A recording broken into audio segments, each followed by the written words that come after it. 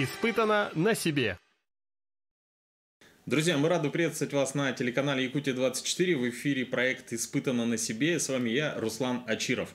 Сегодня у нас будет достаточно интересная тема. Сегодня я испытаю себя в роли фотографа. Я достаточно давно, где-то лет, наверное, 6 занимаюсь видео, но все это делаю без профессионального обучения, то есть сам методом проб и ошибок.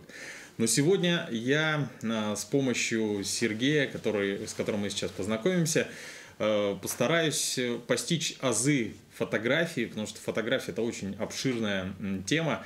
И мы снова находимся в школе-студии «Пространство», за что им, кстати, огромное спасибо за то, что предоставили помещение. И здесь, на этой базе, мы попробуем узнать, можно ли стать фотографом и насколько это реально. Начнем мы, конечно же, с самых азов. Нужно будет понять, что такое фотография, чем она отличается от того же видео и на что можно снимать, чем пользуются профессиональные, в том числе фотографы. Здесь на столе огромное количество объективов, я даже не знаю их предназначения, но я думаю, Сергей Шарин, это резидент студии «Пространство», расскажет нам об этом поподробнее. Сергей, привет. Привет. Еще раз. Так, здравствуйте, меня зовут Сергей Шарин, фотограф города Якутска, резидент студии «Пространство».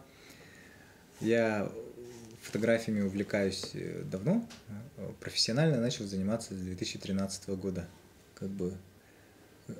Прям супер специализации фотографа у меня нету, как и у тебя по видео получается. Практически начинал все тоже методом тыка, методом проб и ошибок. Ну и до сих пор это продолжается. Но на самом деле понятие обучения, что такое обучение, то есть всегда можно учиться всему новому. И классно то, что Руслан сейчас будет учиться у меня. Очень приятно, как говорится, потому что, то есть иметь в виду новые знания получать, это всегда хорошо. Вообще нет предела совершенству. Мне кажется, если человек говорит, что я, допустим, в фотографии знаю абсолютно все, то он точно обманывает, скорее всего. Конечно, да. Потому что я тоже не все супер все знаю, но опыт есть в плане того, что достаточно большой опыт разных видов съемок, да, я расскажу, какие виды съемки вообще существуют и какими можно увлекаться какому-то, как говорится, человеку, например, что ему интересно, он может увлекаться в этой сфере по фотографиям. Очень много видов фотографий в данное время существует, и сейчас в наше время есть такое, что очень много визуализаций, да, то есть все визуально, то есть любой бизнес, все, что необходимо человеку, он должен видеть в кадре. То есть в кадре, видео, и это сейчас все в телефоне сидят. Да, кстати же говорят, что если нет фотографий, значит этого не было. Если нет видео, то этого, значит, не происходило. Не увидели, не доказано. Да, людям сейчас мало прочитать просто новость, там должна быть приложена либо фотография, либо видео с места. Да, отчет какой-то в этом плане, поэтому, начнем, наверное, да? Да, давай начнем, наверное, с самой техники, с фотоаппаратов. Скорее всего, с техники начнем. И сначала я бы у тебя хотел задать вопрос, вот именно какая фотография тебе интересует, то есть интересна, то есть, что бы ты хотел снимать? Ты, наверное, постоянно ездишь, как все знают, да? Ты ездишь постоянно на природу, снимаешь природу, фотографируешь. Было бы интересно, конечно, узнать азы, допустим, пейзажной съемки, да, но учитывая то, что мы сегодня в студии находимся, я думаю, может быть, мы сделаем уклон на портретную, потому что она, думаю, поможет делать те же самые фотографии на телефон, да, тот же композиция кадра и так далее. Да, есть понятие композиция, да, то есть очень грамотно выставленная композиция, это, можно сказать, 80% фотографий. 80% успеха. Да, успеха. Так, начнем с камер. То есть, скорее всего, тебе телезрителям, наверное, больше хочется рассказать про камеры, про то, что сейчас, как говорится, можно снимать. То есть есть более-менее дешевые варианты фотокамер, но у них есть понятие зеркала, да, то есть зеркальные камеры. Вообще работает. То есть имеется в виду, зеркало крутится и внутри есть матрица. То есть вот это называется зеркальные фотоаппараты. Сергей, скажи, вот есть какое-то очевидное преимущество беззеркальных камер, допустим, перед зеркальными камерами? Или оно как бы сейчас нивелировалось? Ну, быстро пройдусь, да, как бы это можно сказать то, что зеркальное это механическое, а беззеркальное это электронное. Конечно, соответственно, сейчас в современности все стремится к электронике, поэтому делаются беззеркальные камеры, да, которые как бы больше на электронике. Поэтому сейчас очень многие люди спорят о том, что как бы кто-то предпочитает зеркалку, конечно, потому что зеркалка более, можно сказать, практически неубиваемая. Но так как эра беззеркальных фотоаппаратов началась. То же самое айфоны, это тоже, можно сказать, беззеркальные камеры, да? Сейчас очень все камеры в фотоаппаратах, в телефонах. Вот, поэтому скоро, да, я тоже собираюсь потихонечку на беззеркалку перейти, со временем, думаю, перейду.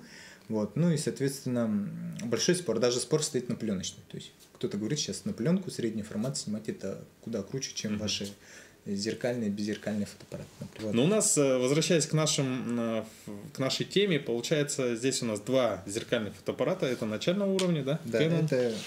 Это Canon 500D. 500D. Вот. Они не особо дорогие, в принципе, в пределах 20-30 тысяч. Я даже предлагаю, наверное, в сравнении сразу показать. То есть, вот это твой, да? Да. Это Canon 1DX EOS 1DX Mark II. Вот сравните размеры. Ну, вот так вот, если взять. И в чем у них принципиальная разница? Вот можно так даже. Кроме цены.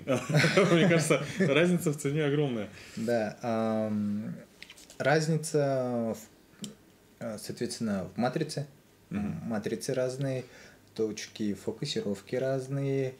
Скорость, да, скорость фокусировки, скорость. То есть имеется в виду фотоаппарат, который, конечно, подороже, он будет думать быстрее, он будет работать быстрее, он качественнее будет снимать, то есть качество картинки, сочность в цветах, сочность в контрасте, ну вот все преобладает по сравнению чем с этим. То есть тут уже более-менее все слабенькое.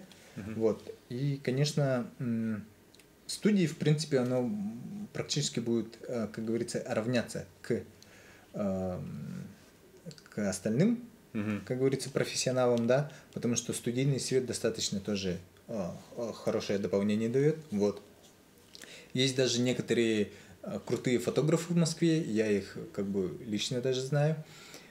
Они некоторые снимают на вот таких обычных фотоаппаратах, то есть прям супер практически дешевые самые начальные зеркалки, и их работы иногда публикуются в хороших европейских журналах.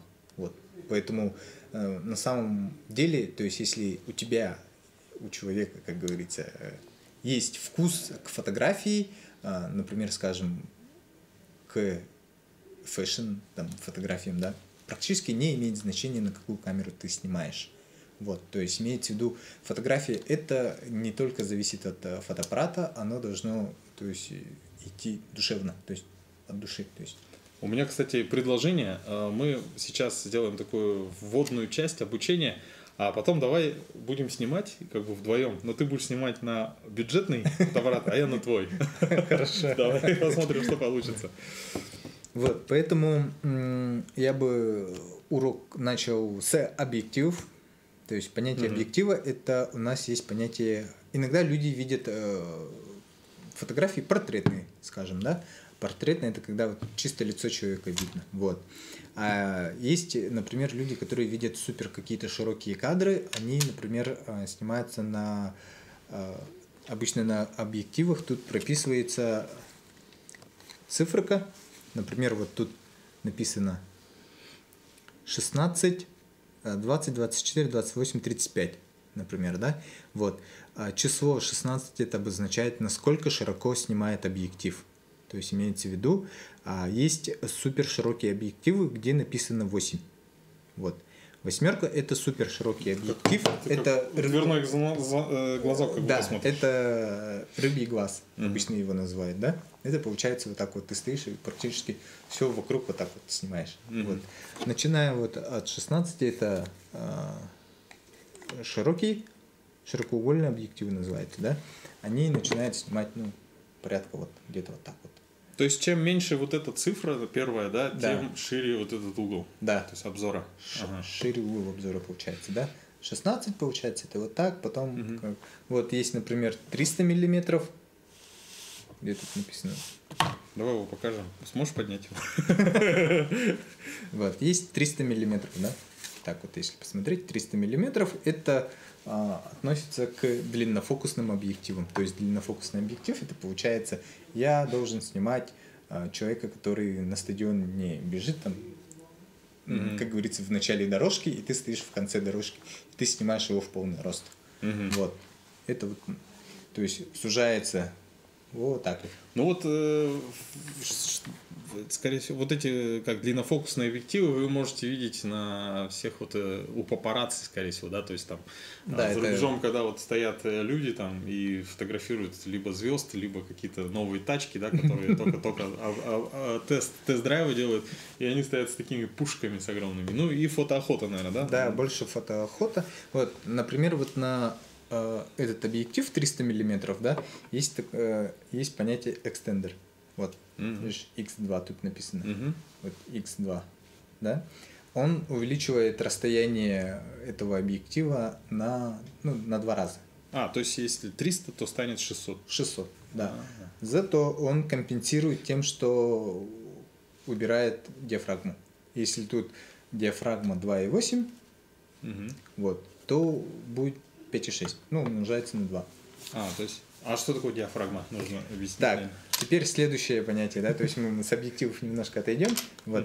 Диафрагма это, возможно, в очень многих дизайнерских вещах о фотографии все знают то, что внутри объектива, то есть объектив, да, состоит из лепестков, то есть внутри есть лепестки. Лепесточек, который закрывает размер, как сказать, отверстие. Размер отверстия, скорее всего. Через который проходит свет. Лепесточки так закрываются. Ну это, наверное, как зрачок глаза у человека, нет? То есть, если темно, он расширяется, а если светло, то сужается. По идее, да. Похоже. Физически, скорее всего, даже так подойдет. Есть у людей, которые у начинающих фотографов, китовый объектив называется. Обычно он бывает 18-55, по-моему. 55, да. У них диафрагма 3.5. Это получается, этот объектив не светосильный. Он точно такой темноватый. Да, темноватый объектив. Вот, поэтому надо, как говорится, задирать ISO, светочувствительность. Я, кстати, могу немного добавить, да, потому что видео, когда увлекался, был такой смешной случай. То есть я начинаю, 650D у меня был первый фотоаппарат, на который я снимал видео. Это был на тот момент такой достаточно прогрессивный фотоаппарат, потому что у него было, можно было некоторые функции управлять с экрана, тот же автофокус, например. И мне не нравилось то, что он... Вернее, мне хотелось достичь того, что, например, я снимаю что-то такое мелкое, например, вот эти объективы стоят, вот этот в фокусе, а вот эти прямо размытые в расфокусе. И я не мог этого добиться на том фотоаппарате. Я думал, это из-за фотоаппарата, поэтому следующий фотоаппарат, который я взял, там была большая матрица, это 6D, полноматричный же, да, фотоаппарат Canon.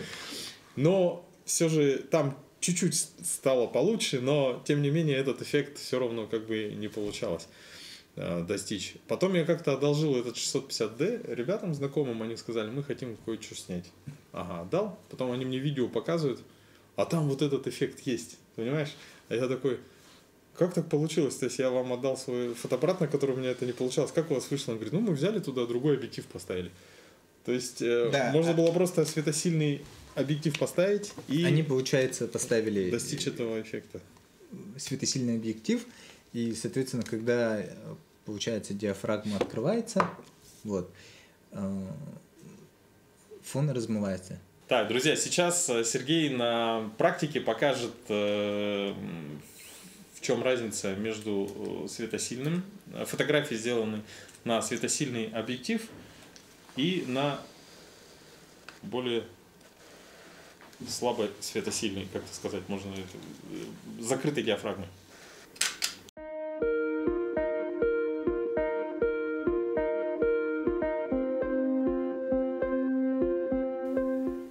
Теперь четко? О, четко. А диафрагму теперь закроешь, да? Именно на нем? Или другой объектив поставишь? Не, давай Тут так можно, же. да? А теперь мы закрываем диафрагму, если я правильно выражаюсь. Соответственно, фотография становится темнее, и надо поднимать светочувствительность, да, фотоаппарата.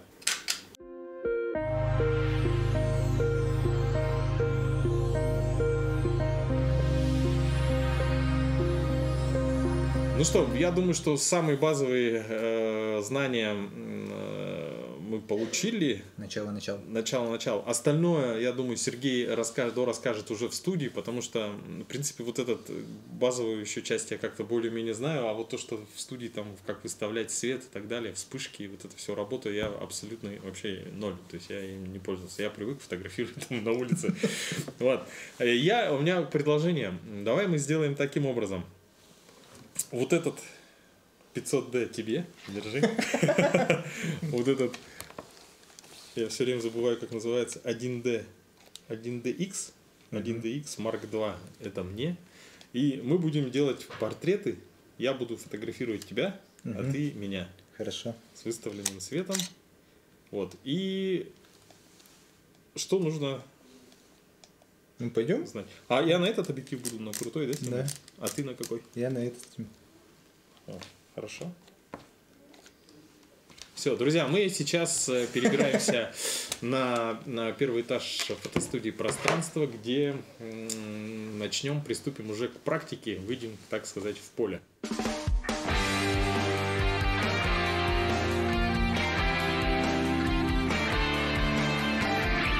Испытано на себе.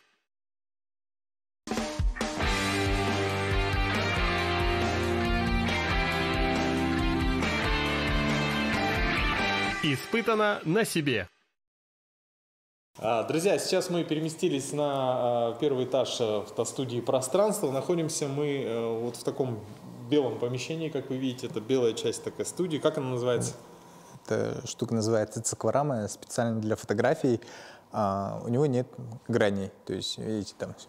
Нет, то есть, когда фотографируешься на белом фоне, ты стоишь чисто на белом фоне, без никаких границ, без ничего. То есть, вот, то есть за счет вот этих скошенных углов, как бы, да, это достигается этот эффект? Да. Какой свет мы используем? Вот, поставили классический обычный свет. Получается, есть понятие рисующий свет, есть заполняющий свет, есть моделирующий сзади, да. Вот. Есть фоновый, который сверху на фон будет светить. Вот. Несколько источников света. То есть, когда ты на улице фотографируешься, у тебя одно солнце. То есть один источник света, как говорится, да? Вот. А в студии, возможно, при всех этих искусственных, как говорится, приборов создать некий эффект. Вот. Того, что, например, ты снимаешься там на закате, такого вот. Можно это придумывать. Вот. Давай тогда сделаем таким образом. Сейчас ты будешь меня фотографировать, и в процессе выставления света объяснишь, что, как, что на что влияет. И я тогда тоже запомню. Хорошо, я тебе подучу. Так, вот, поставил большой софтбокс. Софтбокс специально предназначен для того, чтобы смягчать свет. То есть, когда мы его снимем, свет будет жестокий, как летом, да, при солнечном дне у нас тени будут очень слишком жестокие. Вот. Софтбокс, он дает мягкий свет. Это то же самое днем, например, когда облачно. То есть облака — это тоже наподобие как софтбокса. Ну, как вот эти. Это, можно сказать, облако для приборов. То есть в облачный день, например, теней практически нет. Например. Да, это мягкий свет называется. Вот. Этот эффект придает вот наши такие большие софтбоксы, да? Вот. А когда мы их снимаем, это сильно солнечный день, например, скажем, то же самое, наподобие. Вот. А я где буду стоять? Здесь? Да, ты тут будешь стоять, хорошо? Вот. У нас получается это как отражатель, мы пенкой называем. он как бы черный. Черный свет поглощает, черная сторона поглощает свет, а белая отражает. Вот, поэтому он нам поможет отразить и рисующий свет, немножко заполнить, получается, левую часть Руслана. Вот. Чуть-чуть можешь развернуться вот так. Ага, вот. Получается, рисующий свет будет с этой стороны падать на его лицо, тут отразится. И вот у нас есть сзади, получается, моделирующий, можно сказать, да? Он придаст ему такой сзади, тут свет придаст, который будет немножко красоту давать, объем. Вот. У тебя будет картинка, портретик такой. Поэтому тут рисующий, сзади, снизу подсвечено. У нас будет, сначала мы снимем, соответственно, так, чтобы фон подсвечивался, это будет белый фон, потом фоновый свет уберем, у тебя будет более темный портрет, можно сказать. Хорошо. На более темном фоне. Так, я снимаю на 500D. Canon 500D. Даже забыл название фотоаппарата. Так. Вот эта штука называется синхронизатор. Когда я нажимаю кнопку, вот, он дает импульс, сигналы на все приборы, которые тут есть. То есть имеется в виду, все вспышки, они одновременно работают. Поэтому он синхронизирует все как бы, приборы. Поэтому он так и называется. Соответственно, еще. Вот так, ага. Сделай-ка вот так, как ты вот стоишь. Я могу сказать, что самое главное это то, чтобы... Пальцы. Наоборот. Вот так, наверное. Ага. И вот это тоже сделай. Так? Да, так, ага. Да? Отпусти-ка плечо немножко. Не могу. Ага. Вова, так, ага. Вова, подбородок сюда на меня. На меня подбородочек. Еще. Голову чуть-чуть немножко вот так. Ага. Все хорошо. Так как у нас Руслан достаточно высокий, и я маленького роста, для меня будет, как говорится, помощь некая стремяночка. Так. Чуть-чуть подбородочек подними-ка, голову чуть-чуть немножко вот так. Ага, все хорошо. Раз, два. Ну, я не знаю, но как бы я же, достаточно, типа, с опытом я уже как бы все характеристики приборов уже так поставил, чтобы, типа, уже все нормально было. То есть и на камере вот как бы уже с первого раза я, типа, не промахнулся. Да, поэтому подбородочек чуть-чуть. Вот. Я, конечно, хвастаться не буду, но и иногда некоторые вещи ставишь сразу практически. Такой этот. Ну-ка, я чуть-чуть снизу сниму. Все-таки вот так вот встану-ка. Угу. Хорошо. Легкая улыбка. Так, тут, походу, какой-то прибор не успевает. Получается, мы берем фоновый свет, который на белый фон подсвечивает, да? И получим картинку. Мы получим картинку... Как это? Чтобы... все, я понял. Что было? Мы получим картинку более серую. Такую серовастую. Так, войти. Угу. Ну, такую темненькую. Угу. Чуть-чуть подбородок сюда так сделать, чуть-чуть туда. Вот так прям по носу посмотри-ка прямо. Вон, можешь вон туда вдаль посмотреть. Вот так, ага. Сейчас я сниму отсюда такой кадр. Подбородок чуть-чуть на меня. Вот так, ага, все.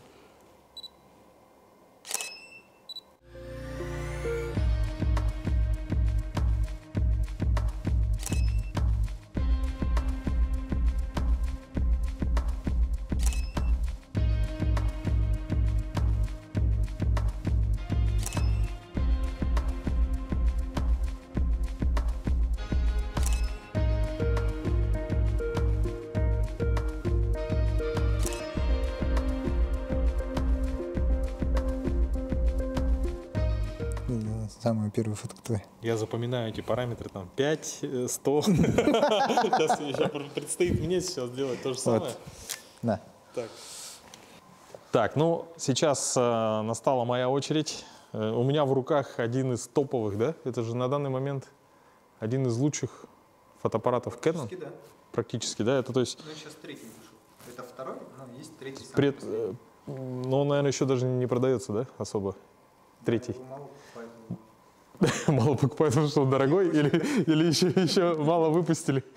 Ну, в общем, это, друзья, один из топовых фотоаппаратов компании Canon. Ну, профессиональный фотоаппарат. Я поставил правильно, да, синхронизатор. Надо затягивать, защелкиваем. Вот так, да? Угу. Как включается? А, включенный. Параметры вон там наверху на башенке. Так, вот здесь. Нет. Вот здесь. Да. Вот здесь.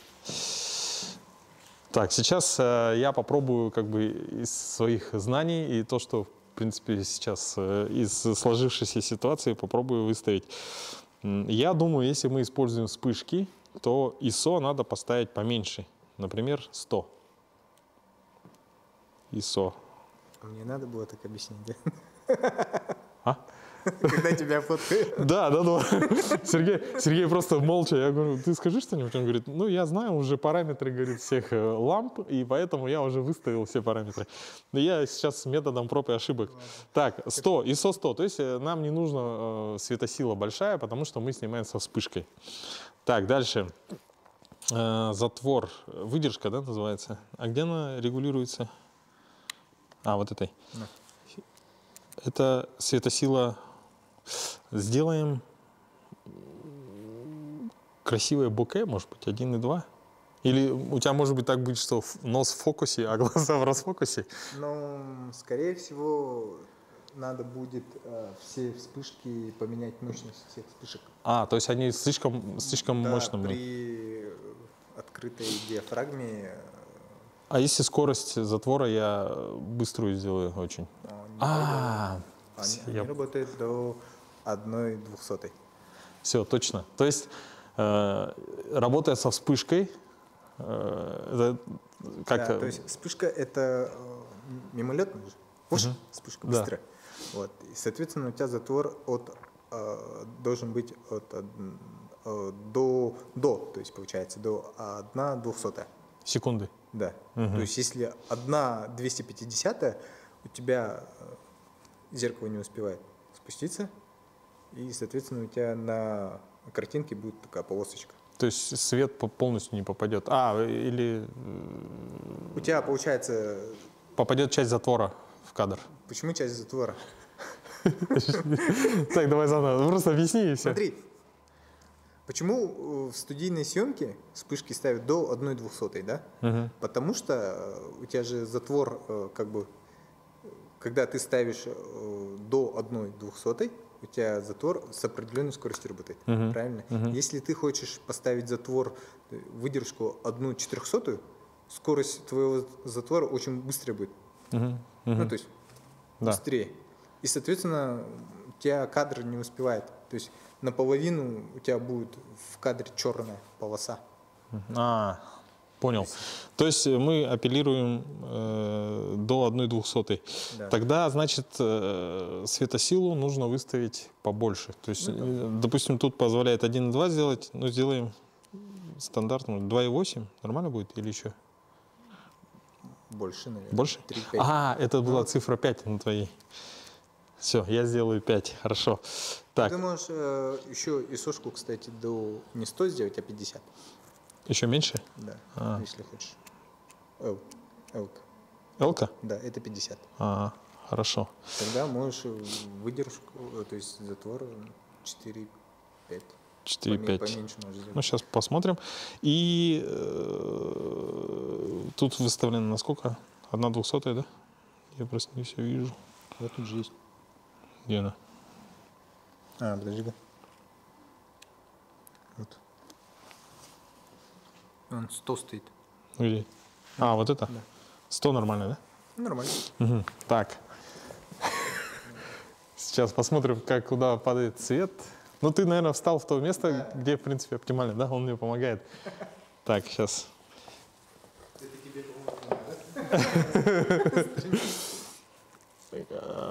Вот так смотрим. Это 85-ка. 85-ка. А, да, надо было отойти назад.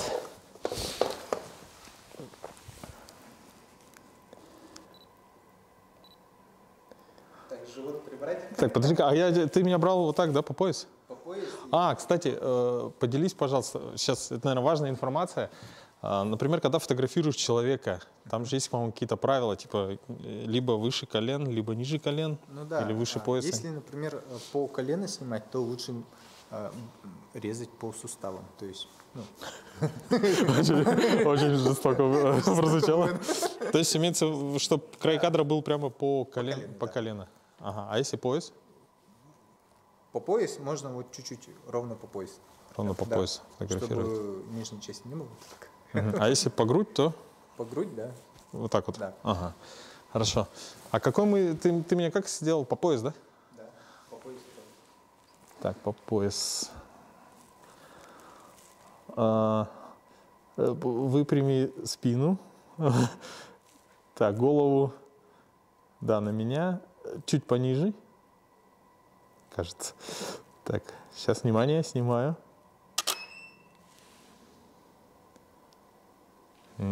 Так, сейчас очень сложно. Я что-то посмотрел на кадр. А тот цвет будет или серый фон сделаем? Давай сначала серый. Пусть серый будет. Ага.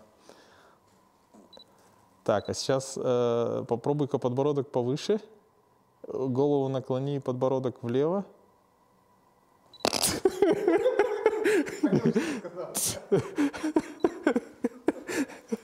Так, внимание, стоим. Улыбаемся. Раз, два, три. Так, я не знаю, сейчас. Где плей?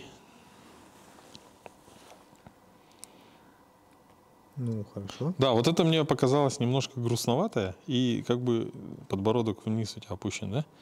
Тут оно повеселее, но как-то неестественно, да? Как ты думаешь, на твой взгляд? Нормально. Ну, я сам себя не могу. Сложно, да? Вот он, этот, как это называется? Криптонит, да? Мы нашли. Давай-ка еще раз ставим. А давай сделаем такое задумчивое лицо. Можно, кстати, так делать? Или это не очень? Мне кажется, что это хороший кадр, если вот так вот человек стоит, как будто задумался. Так, сейчас попробуем. Не был никогда моделью. Так, кстати, у меня часть света попадает в кадр. Внимание. Раз, два, три. Нет, выглядит, как будто ты чешешься. Давай сделаем так же, как я. Вот так, руки. По-моему, ты говорил, что должны быть видно пальцы, да? А с этой стороны? Ага, вот так. Так. У меня, кстати, вот с этим проблема. У меня вот жена не любит, когда я фотографирую. Ну, в смысле, часто бывают браки во время фотографии, как бы, когда говорят, нет, надо переснять. Так. Давайте стрижку сделаем, да? Так, нужно в оранжевый цвет перекрасить волосы. Вот это достаточно, вот это сложный момент, да. Вот этому надо учиться, конечно. Так, а я же могу ниже, выше вставать, да? Типа сделать, как будто ты. Так, нужно выпрямить спину. Ага, смотрим вдаль. Чуть левее куда-нибудь. Ага. Так, вот эту правую руку нужно помужественнее зажать. Как-то не помужественнее, а поменьше ее сделать. Она большая получилась. Вот так? Так, сейчас посмотрим. В сторону, в окно. Раз, два, три. Так, а интересно, по свету как там? Тут много места, по-моему, да? Ну да, тебе надо Кстати, да, вот смотрите, уже само видно. научиться кадрировать. Да. Так, сейчас еще попробуем. А слушай, а нужно говорить раз, два, три? Или человек... Хотя бы, да? Чтобы человек знал, когда... Раз, два, три.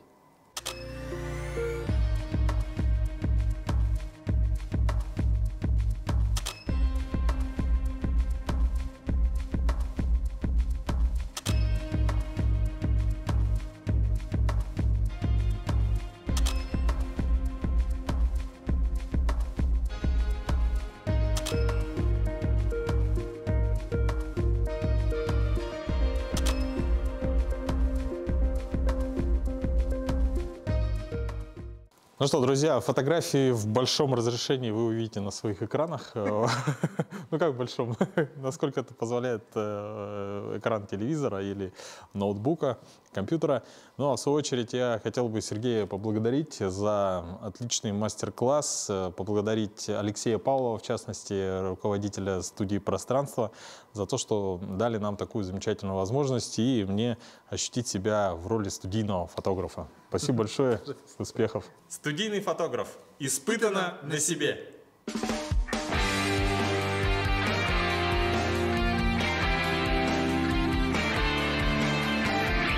Испытано на себе.